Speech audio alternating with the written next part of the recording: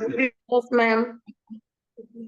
हरे Krishna everyone. हम भगवत गीता का चौथा अध्याय स्टार्ट करने जा रहे हैं। इसका नाम है दिव्य ज्ञान। ऑल्दो कल हम लोगों ने सेशन किया था लेकिन बहुत सारे लोगों का मिस हो गया, तो we are going to repeat the session.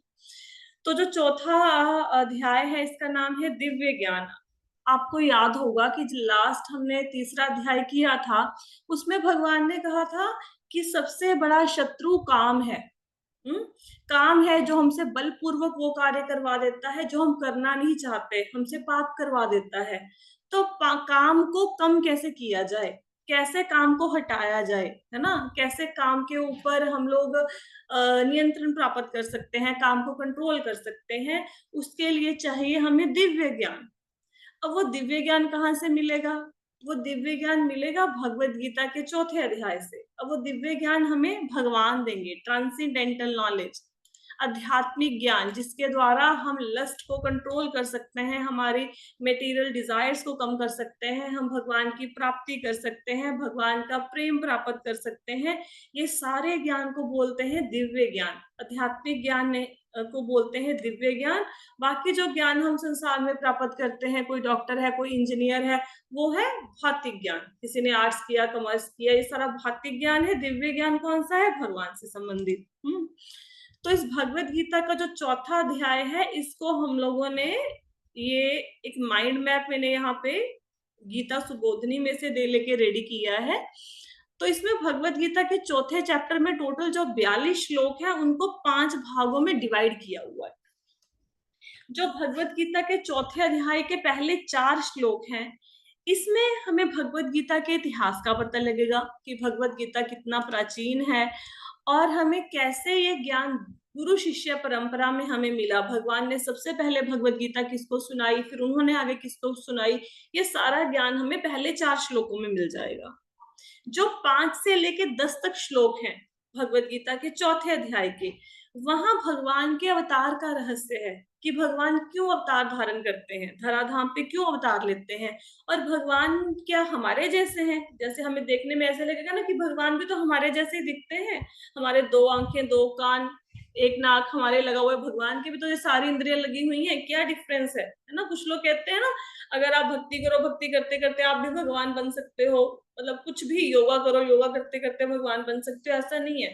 भगवान का अवतार, भगवान का स्वभाव, भगवान का कर्म दिव्य होते हैं और भगवान कर्मों के बंधन में नहीं फंसते हैं। ये सब हमें 5 से लेके 10 तक के श्लोकों में पता लगेगा।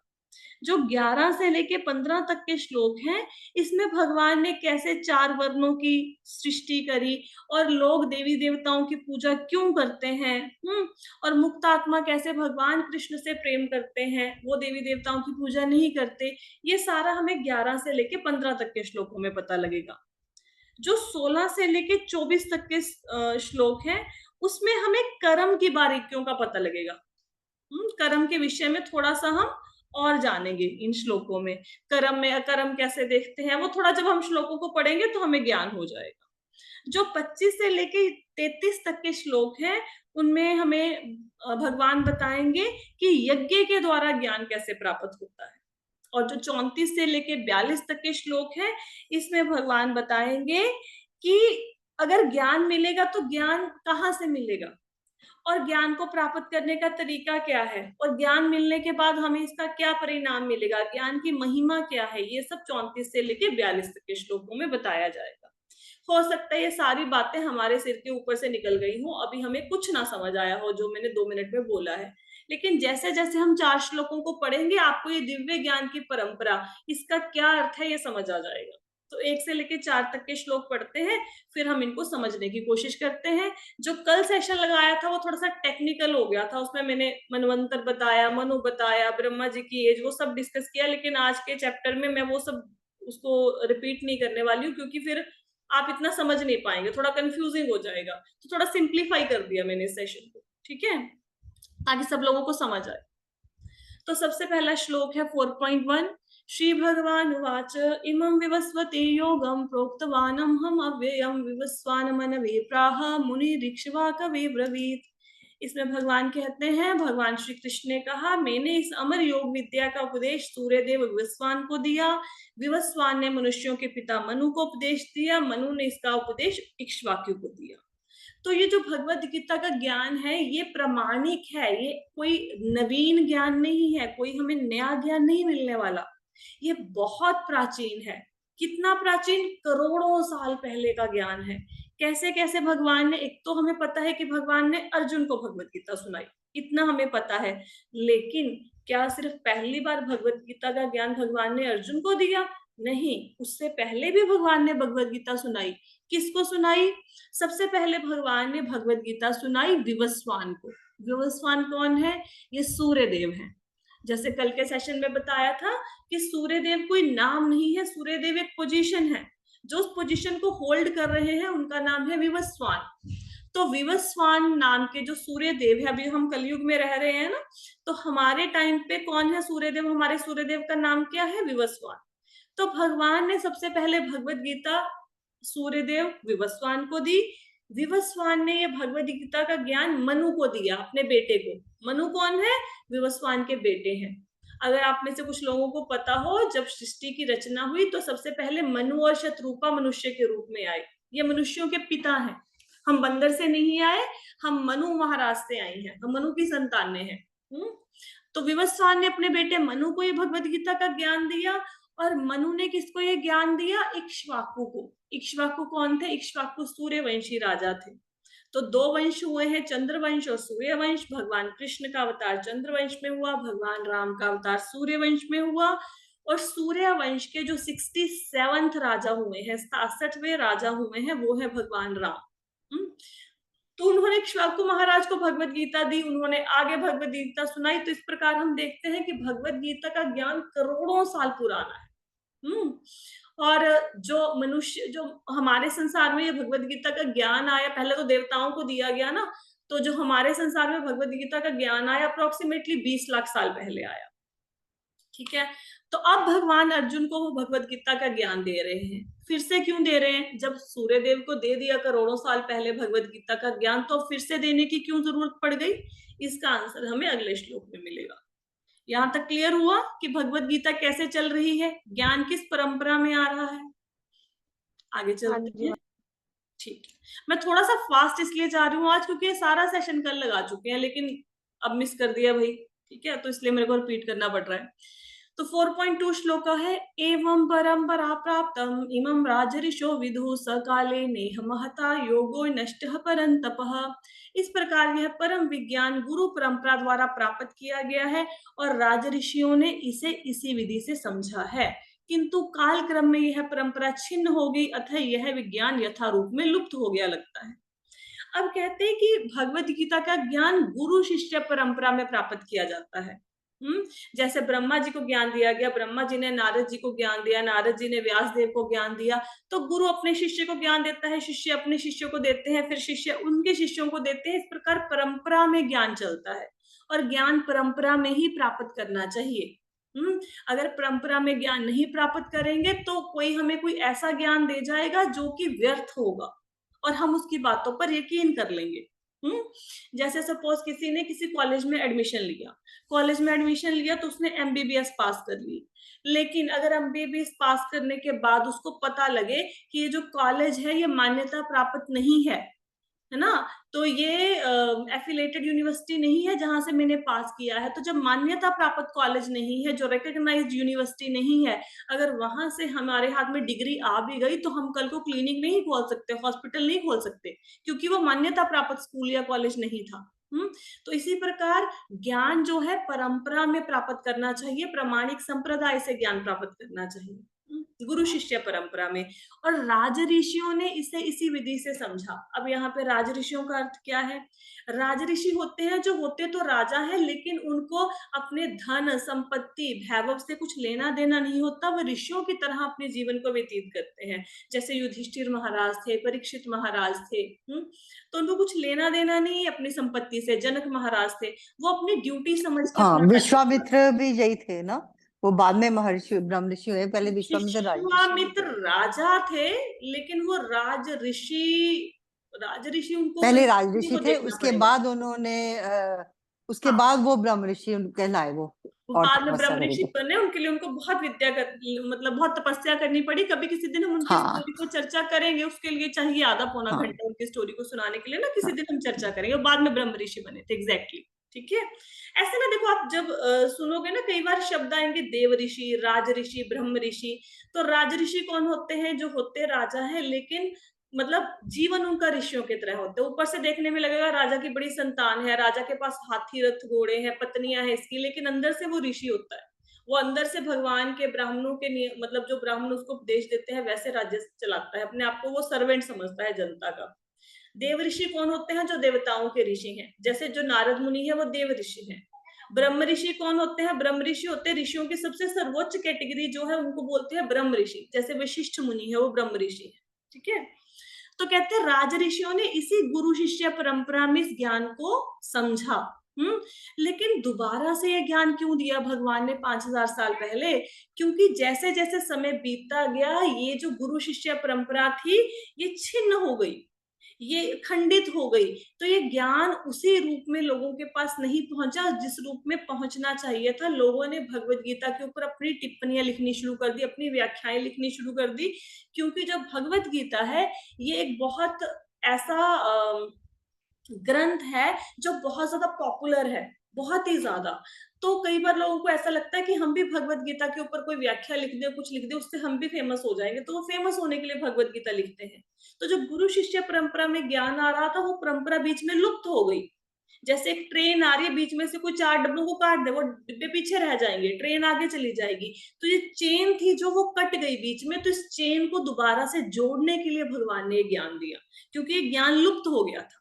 इसलिए भगवान ने अर्जुन को ये ज्ञान फिर से दिया। ठीक है, तो आप जो भगवत गीता पढ़ते हैं, आपको भगवत गीता के मार्केट में 700 से लेके ज्यादा एडिशंस मिलेंगे। अलग अलग लोगों ने भगवत गीता के ऊपर कमेंट्रीज दी हैं। तो हम लोग कौन सी भगवत गीता को पढ़ रहे हैं? हम इस्कॉन की भगवत गीता यथारूप, जो श्रील प्रभुपाद जी ने लिखी है, उसको फॉलो कर रहे हैं, जो कि एक प्रामाणिक संप्रदाय से बिलोंग करते हैं, जो कि इस्कॉन का संप्रदाय है, ब्रह्म मध्व गौड़िया संप्रदाय। हम वो वाली भगवत गीता को फॉलो कर रहे हैं। तो कोशिश कीजिए जब भी ज्ञान लेना है, प्रामाणिक संप्रदाय से, प्रामाणिक गुरु से, प्रामाणिक आचार्य से हम ज्ञान लें। तो अभी थोड़े से कल हम लोगों ने संप्रदाय की चर्चा करी थी। तो 4 प्रामाणिक संप्रदाय हैं।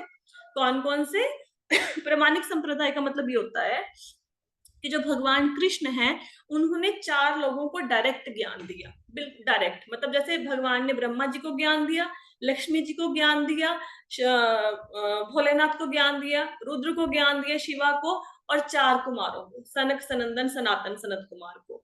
तो जो ब्रह्मा जी को ज्ञान दिया, वहां से ब्रह्म संप्रदाय बना। जो लक्ष्मी जी को ज्ञान दिया, वहां से श्री संप्रदाय बना। जो शिवा को ज्ञान दिया, लॉर्ड शिवा को, वहां से रुद्र संप्रदाय बना। और जो कुमारों को ज्ञान दिया, 4 कुमारों को, वहां से कुमार संप्रदाय बना। और जो ब्रह्म संप्रदाय है, इसके जो आचार्य हैं वो है माधवाचार्य। लक्ष्मी श्री संप्रदाय के रामानुजाचार्य हैं।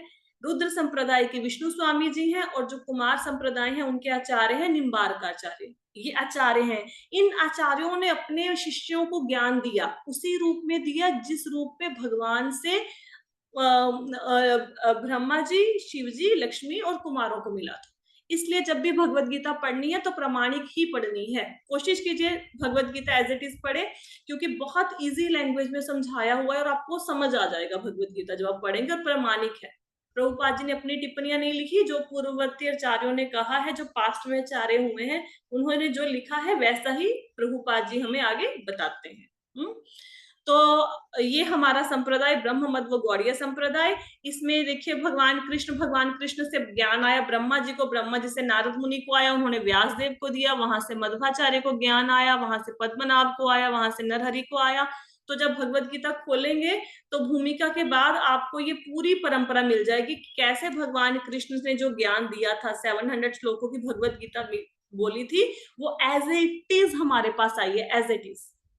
ठीक है, तो एक गुरु परंपरा है, आप इसको पढ़ सकते हैं या इस स्लाइड को रेफर कर सकते हैं। आगे, तो ज्ञान कैसे प्राप्त करना है? गुरु शिष्य परंपरा में। प्रामाणिक स्रोत से ही ज्ञान सुनना है। अगर कोई, जैसे कोई इंसान कहे कि भाई मेरे को एमबीबीएस करनी है, तो मैं सारी बुक्स खरीद लेता हूँ, मैं यूट्यूब से सारा देख लूंगा, वीडियोस देख लूंगा और कल को मैं खुद ही डॉक्टर बन जाऊंगा, मुझे क्या जरूरत है कॉलेज में जाने की। ऐसा नहीं, कॉलेज में जाना पड़ता है। ऐसे कोई बंदा अपने आप ये नहीं कह सकता कि मैं यूट्यूब से वीडियो देख के या गूगल से देख के या मैं बुक्स को पढ़ के इंजीनियर बन गया, डॉक्टर बन गया। आपको कहीं ना किसी स्कूल में, कॉलेज में एडमिशन लेनी पड़ेगी अगर आपने डिग्री प्राप्त करनी है। तो भगवत गीता अगर हम सोचे हम पढ़ लेंगे, हम अपने आप समझ लेंगे, नहीं समझ में आएगी। तो हमें प्रामाणिक गुरु की, प्रामाणिक वैष्णव की शरण लेनी पड़ेगी। जिन्होंने भगवत गीता के मर्म को समझा है वही हमें समझा सकते हैं, जिन्होंने अनुभूति की है। तो इसलिए हम प्रभुपाद जी की शरण लेते हैं, ताकि वो हमें कृपा करे और हमें भगवत गीता ऐसा कृपा प्रदान करे कि हम भगवत गीता को थोड़ा सा समझ सके। ठीक है, अब चलते हैं श्लोका 4.3 पे। ये श्लोका था, स एवायं मया तेद्य योगः प्रोक्तः पुरातनः भक्तोऽसि मे सखा चेति रहस्यम हेतुदुत्तमम्। भगवान कहते हैं आज मेरे द्वारा वही यह प्राचीन योग, यानी परमेश्वर के साथ अपने संबंध का विज्ञान तुमसे कहा जा रहा है, क्योंकि तुम मेरे भक्त तथा मित्र हो और तुम इस विज्ञान के दिव्य रहस्य को समझ सकते हो। अब यहाँ पे ये प्रश्न आ सकता है कि भगवान ने भगवत गीता का ज्ञान अर्जुन को ही क्यों दिया? अगर भगवत गीता का ज्ञान किसी को प्राप्त करना है तो उसके लिए कौन सी योग्यताएं होनी चाहिए, क्या एलिजिबिलिटी है? तो उसके लिए 2 योग्यताएं होनी चाहिए। क्या बेसिकली तो एक होनी चाहिए। कौन सी योग्यता? कि हम कृष्ण को भगवान के रूप में स्वीकार करें। अगर हम श्री कृष्ण को भगवान के रूप में स्वीकार नहीं करते और भगवत गीता पूरी पढ़ भी लेते हैं, रट्टा भी मार लेते हैं 700 श्लोक को, उसका कोई बेनिफिट नहीं होने वाला। सबसे पहले भगवान को भगवान मानना, ये पहला डिवोटी होना सबसे पहले कंडीशन है, एलिजिबिलिटी है। अगर कोई चाहता है कि मुझे भगवत गीता समझ आए तो डिवोटी बनना पड़ेगा। तो अर्जुन में क्या क्वालिटीज थी कि भगवान ने उसको भगवत गीता का ज्ञान दिया? 2 क्वालिटीज थी। पहले वो भगवान कृष्ण के भक्त थे, दूसरे उनके फ्रेंड थे, मित्र थे और उनके भक्त थे। अब आप बोलोगे भक्त तो ठीक है भाई, भक्त तो हम बन जाएंगे, लेकिन मित्र कैसे बने? वो तो आदान प्रदान जो हो रहा था वो तो आमने सामने हो रहा था ना, अर्जुन और भगवान कृष्ण के बीच में। तो आप भी भगवान के फ्रेंड बन सकते हैं। कैसे? देखो, 5 प्रकार के रस होते हैं, 5 रस होते हैं, जिनमें से कोई भी एक चूज करके आप भगवान कृष्ण के साथ अपना संबंध स्थापित कर सकते हो, वैसे ही जैसे अर्जुन का भगवान कृष्ण के साथ था। सबसे पहला रस कौन सा होता है? शांत रस। शांत रस क्या होता है? शांत रस में भक्त ये मानता है कि मैं भगवान के गले का हार बन जाऊं, मैं भगवान का मुकुट बन जाऊं, मैं भगवान की बांसुरी बन जाऊं, मैं कोई कमल का फूल बन जाऊं जिसको भगवान अपने हाथ में पकड़े, भगवान जिस वेदी पे खड़े हैं मैं वहां का पत्थर बन जाऊं। तो ये सारे होते हैं शांत रस। अब जो वृंदावन में वहां के कोई पत्थर है, नदियां हैं, झीलें, झरने जो भी हैं, वो सारे क्या है? वो शांत रस में भगवान के साथ प्रेम का आदान प्रदान कर रहे हैं। दास्य भाव, दास्य भाव में हम ये मानते हैं कि भगवान हमारे स्वामी हैं, हम उनके सेवक हैं। तो हनुमान जी थे, उन्होंने दास्य भाव में भगवान के साथ अपना रिलेशनशिप बनाया। हम भी अपने आप को, हम तो है ही दास भगवान के, तो दास्य रस में भगवान के साथ जुड़ सकते हैं हम लोग। फिर आता है साक्ष्य रस। जो अर्जुन थे वो साक्ष्य रस में भगवान से जुड़े हुए थे। साक्ष्य रस क्या होता है? कि भक्त ये मानता है कि भगवान मेरे मित्र हैं, वो मैं एज अ फ्रेंड उनके साथ सारी बातें अपने दिल की शेयर कर सकता हूँ, वो मेरे मित्र हैं। तो साक्ष्य रस में थोड़ी, जैसे दास्य भाव में थोड़ी सी दूरी होती है, एक मालिक और नौकर में थोड़ा सा अंतर होता है ना, भेदभाव तो रहेगा, लेकिन मित्र के साथ नहीं होता। मित्र में, मित्रता में अमीरी गरीबी नहीं देखी जाती, कौन सा ऊंचे कुल में है, कौन सा निम्न कुल में है, कोई नहीं देखा जाता। तो साक्ष्य भाव में क्या होता है कि हम भगवान के साथ दोस्ती करते हैं, मित्र के रूप में जुड़ते हैं उनके साथ। फिर आता है वात्सल्य भाव। वात्सल्य भाव में होता है कि हम भगवान को अपना बच्चा मानते हैं, जैसे हम अपना बालक समझेंगे। जैसे हमारे घर में लड्डू गोपाल जी हैं, तो हम उनको खुद नहलाते हैं, धुलाते हैं, वस्त्र पहनाते हैं, उनका ख्याल रखते हैं ना। तो लड्डू गोपाल जी हमारे ऊपर डिपेंडेंट है, हम भोग लगाएंगे तो वो खाएंगे, नहीं तो वो बैठे हैं। तो वात्सल्य रस में हम भगवान से प्रेम करते हैं माता की तरह, कि भगवान मेरे बालक है और मैं उनकी माता हूँ, माता पिता की तरह। तो वात्सल्य भाव में किसने प्रेम किया भगवान से? यशोदा मैया ने। जो पराकाष्ठा है इन 5 रसों की, वो है माधुर्य रस। तो माधुर्य रस में हम भगवान को अपने प्रियतम के रूप में मानते हैं, उनको प्रेमी के रूप में, अपने पति के रूप में स्वीकार करते हैं। तो ये माधुर्य भाव होता है। माधुर्य भाव वृंदावन की गोपियों में था, उन्होंने भगवान से जो प्रेम किया है वो माधुर्य रस में किया है। तो 5 प्रकार के रस हैं। आप कोई भी रिश्ता भगवान से बनाओ, लेकिन रिश्ता जरूर बनाइए भगवान से। चाहे आप भगवान को अपना पुत्र मानिए, चाहे भगवान को अपना स्वामी मानिए, चाहे भगवान को मित्र मानिए, चाहे भगवान को अपना सखा मानिए, चाहे आप भगवान के साथ आप माधुर्य भाव में जुड़े, उनको अपना प्रियतम मानिए, लेकिन कोई ना कोई संबंध भगवान के साथ जरूर एस्टेब्लिश कीजिए, कोई ना कोई संबंध भगवान से जरूर बनाइए। और आज आप आके सोचना कि भगवान के साथ में कौन से रस में जुड़ू, मेरे अंदर क्या भाव है, मैं भगवान को क्या समझती हूँ, अपना मित्र समझती हूँ या समझता हूँ, या स्वामी समझते हैं, अपने आप को दास समझते हैं, क्या समझते हैं। तो कोई ना कोई रिलेशनशिप भगवान के साथ होना चाहिए। तो अर्जुन कौन से भाव से जुड़े हुए हैं भगवान के साथ? दास्य भाव से। तो भगवान के साथ अर्जुन दास्य भाव से जुड़े हुए हैं, मित्रता के, सॉरी दास्य भाव नहीं, साख्य भाव से। तो साख्य भाव से अर्जुन भगवान के साथ जुड़े हुए हैं, उनके डिवोटी हैं, इसलिए ये ज्ञान भगवान ने भगवत गीता का अर्जुन को दिया। और सेकंड क्वालिटी मैंने आपको बताई, 2 तरह के मनुष्य होते हैं, प्रभुपाद जी अपने तात्पर्यों में लिखते हैं 2 तरह के मनुष्य लोग होते हैं, एक देवता और एक दानव। देवता कौन है? जो कृष्ण को भगवान मानते हैं वो देवता, उनमें देवताओं के गुण। और जो भगवान कृष्ण को भगवान नहीं मानते, वो हो गए दानव सारे। ठीक है, तो जो दानव है वो भगवत गीता को नहीं समझ पाएंगे, तो उसके लिए डिवोटी होना जरूरी है, भक्त होना जरूरी है। भक्त होंगे, कृष्ण को भगवान मानेंगे, तभी हम भगवत गीता को समझ पाएंगे। Okay, this is devotee. देवता नहीं, ये वो है डिवोटी। डिवोटी मतलब भक्त।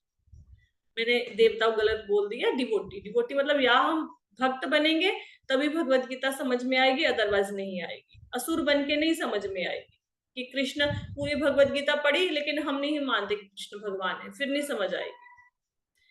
अब चलते हैं नेक्स्ट श्लोक पे। नेक्स्ट श्लोक है 4.4। अर्जुन उवाच अपरेयं भवतो जन्म परमं जन्म विवस्वतः कथम एतद् विजानीयाम त्वम आदौ प्रोक्तवान् इति। भगवान से अर्जुन पूछते हैं, अर्जुन ने कहा, सूर्य देवी वसवान आपसे पहले हो चुके ज्येष्ठ हैं, तो फिर मैं कैसे समझूं कि प्रारंभ में ही आपसे उन्हें इस विद्या का उपदेश दिया गया था। अब यहाँ पे अर्जुन भगवान कृष्ण से प्रश्न पूछ रहे हैं। अब आप बताइए, अर्जुन ने भगवान कृष्ण से भगवत गीता में कुल कितने प्रश्न पूछे? 16 माता जी। ऐसे रुक रुक के मत बताइए, पूरी आप गट्स के साथ बताइए, आपका आंसर सही है। 16 माता जी। 16 प्रश्न पूछे।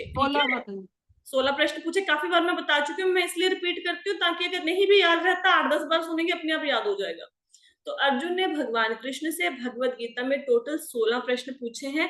अब अर्जुन भगवान से चौथा प्रश्न पूछने वाले हैं। इससे पहले क्या क्या प्रश्न पूछे थे? सबसे पहले अर्जुन ने भगवान कृष्ण से पूछा था कि स्थित प्रज्ञ के क्या लक्षण हैं। अगर आपको याद हो कि स्थित प्रज्ञ कैसे चलता है, बोलता है, बात करता है ना।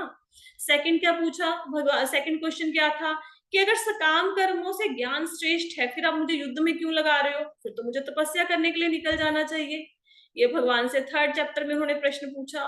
फिर पूछा था 3rd चैप्टर में, अभी अभी हमने कंप्लीट किया है, कि कौन सी ऐसी फोर्स है जो मनुष्य को ना चाहते हुए भी पाप कर्म में लगा देती है। अब चौथा प्रश्न पूछ रहे हैं, कहते भगवान देखो, आपके और मेरी एज में तो बहुत ज्यादा अंतर नहीं है, मतलब एक ही एज के हैं हम लोग। तो अभी आप बोल रहे हो कि आपने ये ज्ञान सूर्यदेव को दिया था, विवस्वान को, लेकिन विवस्वान तो करोड़ों साल पहले हुए हैं और आपकी एज तो मेरी एज जितनी है। तो इस बात को मैं कैसे समझूं कि आपने ये ज्ञान दिया था सूर्यदेव को? इस जो एक श्लोक है ना, इससे अर्जुन की विनम्रता झलकती है। नॉर्मली आप देखते होंगे कई बार कोई कथावाचक होते हैं ना, लोग बड़े चैलेंज की दृष्टि से उनसे प्रश्न पूछते हैं, ऐसा आपने कैसे कह दिया, आप कैसे कहते हैं कृष्ण भगवान है, या क्यों आप शास्त्रों की बातें करते रहते हैं, हम शास्त्रों पे क्यों विश्वास करें। आपने कभी यूट्यूब पे वीडियोस भी देखे होंगे, कथावाचक के ऊपर सीधा वो प्रहार कर देते हैं, मतलब लिटरली ऐसा होता है कि कथावाचक को बस उतार दे सीट से। तो बहुत चैलेंजिंग वे में क्वेश्चन पूछते हैं। ऐसे प्रश्न नहीं पूछने चाहिए। जब भी प्रश्न पूछने हैं विनम्रता से पूछने हैं। अब अर्जुन ऐसा थोड़ा ना बोल रहा है कि आपने ऐसे कैसे कह दिया कि ये ज्ञान मैंने सूर्यदेव को दिया, आप तो मेरी एज के हो। तो कितनी विनम्रता झलकती है श्लोक से। क्या कहते हैं कि सूर्यदेव विवस्वान आपसे पहले हो चुके हैं, फिर मैं कैसे समझूं कि भगवान आप गलत नहीं बोल रहे, आप 101% सही बोल रहे हैं, लेकिन मैं इस बात को कैसे अब्सॉर्ब करूं कि आपकी एज तो मेरी एज जितनी है, तो सूर्यदेव को ये ज्ञान आपने कैसे दे दिया। देखिए यहाँ पे ना एक दो बातें और इस श्लोक में समझने वाली है। जब भगवान धरती पर आते हैं वो अकेले नहीं आते, वो अपनी पूरी टीम लेके आते हैं। जैसे आपने देखा होगा प्रधानमंत्री अब अगर आपके शहर में आए तो अकेले प्रधानमंत्री थोड़े ना आएंगे, उनके साथ उनके बॉडीगार्ड्स भी आएंगे, मंत्री भी आएंगे, कुछ सेक्रेटरी भी आएगा, पीए भी आएगा, सब लोग आते हैं ना। तो भगवान जब आते हैं अपने धाम से धरती पर, वो अपनी पूरी टीम लेके आते हैं। अपने भक्तों को वहां पे छोड़ के नहीं आते, अपने पार्षदों को वो साथ में लेके आते हैं। तो जो अर्जुन है वो भगवान का पार्षद है, वो उनके साथ गोलोक वृंदावन में भी है। ऐसा नहीं है कि अर्जुन को ये नहीं पता कि जो कृष्ण है वो भगवान है, उनको तो पता है। जब पता है तो भगवान है तो ऑब्वियसली वो सृष्टि से पहले भी थे, अब भी हैं, बाद में भी रहेंगे। फिर अर्जुन ने ये क्वेश्चन क्यों किया कि सूर्यदेव विवस्वान तो बहुत पहले आपसे हुए हैं और आप तो मेरी एज के हो, तो मैं कैसे समझूं कि आपने ये ज्ञान सूर्यदेव को दिया था। ये प्रश्न अर्जुन ने भगवान से इसलिए किया क्योंकि जो कलयुग में अर्जुन जानता था कि जो कलयुग में लोग होंगे ना हमारे आपके जैसे, वो चैलेंज करेंगे कि भगवान ने तो ये गलत बोल दिया। अर्जुन और भगवान की एज तो सेम थी, कैसे कह रहे हैं भगवान की सूर्यदेव को दिया था यह ज्ञान। तो कोई आसुरी प्रवृत्ति का इंसान चैलेंज कर सकता है कि नहीं, ये भगवत गीता में जो लिखा हुआ है वो गलत है ना, ऐसा नहीं हो सकता। तो उन मनुष्यों के लिए जो यकीन नहीं करते भगवान की बातों पे, उनको यकीन दिलाने के लिए अर्जुन ये प्रश्न पूछ रहे हैं। आइडली तो अर्जुन को पता ही है कि कृष्ण भगवान है, पहला कारण ये है। दूसरा, योग माया का भी पर्दा है। भगवान चाहते हैं कि जो कलयुगी लोगों के मन में प्रश्न है वो अर्जुन के थ्रू पूछे जाए और मैं उनका उत्तर दूं, ताकि कलयुग के इंसान जब भी उनके मन में कोई डाउट हो, कोई प्रश्न हो, वो भगवत गीता को खोले, उनको अपने प्रश्न का उत्तर मिले। तो ये भी एक कारण है कि अर्जुन ये प्रश्न भगवान से पूछ रहा है। ठीक है, अब भगवान बताएंगे अर्जुन को। क्वेश्चन समझ में आ गया? क्वेश्चन में तो कोई डाउट नहीं जो अर्जुन ने पूछा? ठीक है, अब भगवान कहते हैं 4.5 श्लोक में, श्री भगवान उवाच बहुनि मे व्यतीतानि जन्मानि तव चार्जुन तान्यहं वेद सर्वाणि न त्वं वेद परन्तप। भगवान कहते हैं, श्री भगवान ने कहा, तुम्हारे तथा मेरे अनेकानेक जन्म हो चुके हैं, मुझे तो उन सबका स्मरण है, किंतु हे परंतप तुम्हें उनका स्मरण नहीं रह सकता। देखो, तो भगवान अर्जुन को बोल रहे हैं कि अर्जुन, ये तुम्हारा और मेरा पहला जन्म नहीं है, इससे पहले भी हमारे अनेकानेक जन्म हो चुके हैं। अनेकानेक मतलब काउंट ही नहीं किए जा सकते, इतने जन्म हो चुके हैं, असंख्य जन्म हो चुके हैं। वो सारे जन्म कहते मुझे तो याद है अर्जुन, लेकिन तुम्हें याद नहीं है। तो देखो, जब सृष्टि की रचना होती है ना, तो सृष्टि की रचना के टाइम पे अज्ञान, अगर अज्ञान ना हो ना, तो सृष्टि की रचना हो नहीं सकती है ज्ञान के बिना। अज्ञान क्यों जरूरी है? अज्ञान इसलिए जरूरी है, सपोज करो हमें सारे जन्म अपने याद रह जाए, जितने भी हमने जन्म लिया, सारे जन्म छोड़ो, सपोज करो हमें पिछले 10 जन्म अपने याद हो जाए कि उस जन्म में हम ये थे, इसके घर में थे, इसके घर में थे, इसके घर में थे, तो क्या हमारी प्रेजेंट लाइफ सुकून वाली होगी? नहीं। हम कभी किसी जन्म के माता पिता और पति पत्नी बच्चों के बारे में सोचेंगे, कभी किसी जन्म के बच्चों के बारे में सोचेंगे, कभी हमने अपने पाप कर्मों के बारे में सोचेंगे कि हमने क्या क्या बुरे कर्म किए थे, है ना। तो हम शांति से सो नहीं पाएंगे। आपने देखा होगा कई बार कोई सपना भी अगर याद रह जाए ना हमें, तो सपना कई बार इतना भयानक होता है कि कितनी रातों तक हमें उसकी याद भी रह जाती है और नींद नहीं आती उसको सोच सोच के। तो अगर हमें पुराने जन्म याद रहेंगे तो हम अपनी आगे की लाइफ को कंटिन्यू नहीं कर पाएंगे। इसलिए जब भी हमारा नेक्स्ट जन्म होता है तो हम अपने पूरे जन्मों की, पिछले जन्मों की स्मृति को भूल जाते हैं, कि भगवान ही भूलवाते हैं। ये माया ही भूलवाती है हमसे सब कुछ। लेकिन भगवान ऐसे नहीं है। भगवान के अवतार में और हमारे जन्म में बहुत फर्क है। कैसे फर्क है? पहली बात तो जैसे हमारा शरीर है, हमारा शरीर, सूक्ष्म शरीर, स्थूल शरीर, आत्मा, परमात्मा, ये सब अलग अलग है ना। हमारा शरीर अलग है, हमारी आत्मा अलग है। लेकिन भगवान के केस में ऐसा नहीं है। भगवान का शरीर और आत्मा एक ही है, उन दोनों में कोई भेद नहीं है। दूसरा, अब हमारा जो शरीर है इसमें क्या है?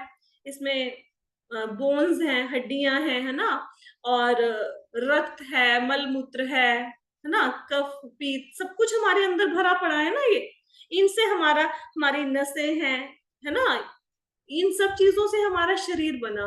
लेकिन भगवान का शरीर ऐसा नहीं है। भगवान के शरीर में ये नसें नहीं है, भगवान के शरीर में हड्डियां, ये सब कुछ नहीं है, भगवान के शरीर में मलमूत्र नहीं है। क्यों नहीं है? क्योंकि भगवान का शरीर दिव्य है, उनका शरीर आध्यात्मिक है। और जब हम लोग जन्म लेते हैं, हमारा हर बार शरीर बदल जाता है। अब इस जन्म में जो हमारा शरीर है, वो अगले जन्म में यही शरीर थोड़े ना मिलेगा, इसको तो जला देंगे। फिर कौन सा शरीर मिलेगा? फिर हमें नया शरीर मिलेगा। ऐसे ही होगा ना हमारे साथ। लेकिन भगवान जब भी अवतार लेते हैं, वो कभी भी अपना शरीर नहीं बदलते, क्योंकि भगवान के शरीर में परिवर्तन नहीं होता। क्यों नहीं होता? क्योंकि भगवान का शरीर आध्यात्मिक है। हम सब कुछ क्यों भूल जाते हैं? क्योंकि हमारा शरीर बदल जाता है। भगवान क्यों नहीं भूलते? भगवान का शरीर बदलता ही नहीं है। ठीक है, तो अर्जुन को बता रहे हैं कि अर्जुन, तुम्हारे और मेरे बहुत सारे जन्म हुए हैं, मुझे वो सारे जन्म याद हैं, लेकिन तुम्हें वो जन्म याद नहीं है। श्लोक समझ में आ गया सब लोगों को? आगे चले। Yes ma'am, yes. नेक्स्ट है श्लोका 4.6। श्लोका है, अजोपि सन अव्यात्मा भूतानामीश्वरोऽपि सन प्रकृतिं स्वामधिष्ठाय संभवायात्म मायया। इसमें भगवान कहते हैं, यद्यपि मैं अजन्मा तथा अविनाशी हूँ और यद्यपि मैं समस्त जीवों का स्वामी हूँ, तो भी प्रत्येक युग में मैं अपने आदि दिव्य रूप में प्रकट होता हूँ। तो भगवान के केस में ना दोनों चीजें घटित होती हैं। दोनों चीजें घटित होने का मतलब क्या है? जैसे भगवान जन्म लेते भी हैं और जन्म नहीं भी लेते, भगवान चलते भी हैं और भगवान नहीं भी चलते। तो इन सारी चीजों को अगर आप ईशोपनिषद किसी ने पढ़ा हो ना, तो उसमें एक श्लोक आता है कि भगवान चलते भी हैं, भगवान नहीं भी चलते, भगवान जन्म लेते हैं, भगवान जन्म नहीं भी लेते। तो भगवान के केस में ये जो परस्पर विरोधी बातें हैं, वो भगवान के केस में दोनों ही आप पाएंगे, उनमें दोनों प्रकार के गुण हैं। जैसे हमारे भौतिक लोगों के जीवन में क्या होता है, मतलब या तो कोई बंदा चलेगा या बैठ जाएगा, दोनों काम एक साथ नहीं ना कर सकता। भगवान कर सकते हैं। या कोई बंदा खाना खाएगा या नहीं खाएगा, लेकिन भगवान दोनों काम कर सकते हैं, खा भी सकते, नहीं भी खा सकते। अच्छा, या तो किसी बंदे का जन्म होगा या नहीं होगा, लेकिन भगवान के केस में दोनों चीजें होती हैं, वो जन्म लेते हैं और नहीं भी लेते। अब ये क्या मिस्ट्री है, ये क्या रहस्य है? ये रहस्य किसी की भी समझ में आने वाला नहीं है, लेकिन इसके ऊपर थोड़ी सी हम चर्चा और करेंगे, वो करेंगे हम कल की क्लास में। तो आज की क्लास में ऑल्दो मैं थोड़ी स्पीड फास्ट थी, मेरे को थोड़ा बताओ, आपको समझ आई? सारे श्लोक समझ में आए? हाँ जी माता जी। ठीक है, तो कल हम 4.6 क्लियर हुआ है ना। थोड़ा सा मैंने सिंप्लीफाई कर दिया कल वाले सेशन को। तो कल हम 4.6 से स्टार्ट करेंगे और ये चैप्टर बहुत ज्यादा अमेजिंग चैप्टर है। कोशिश कीजिए इसका एक भी आपका क्लास मिस ना हो। मिस हो गया ना, फिर वो समझ नहीं आएगा आपको। ठीक है।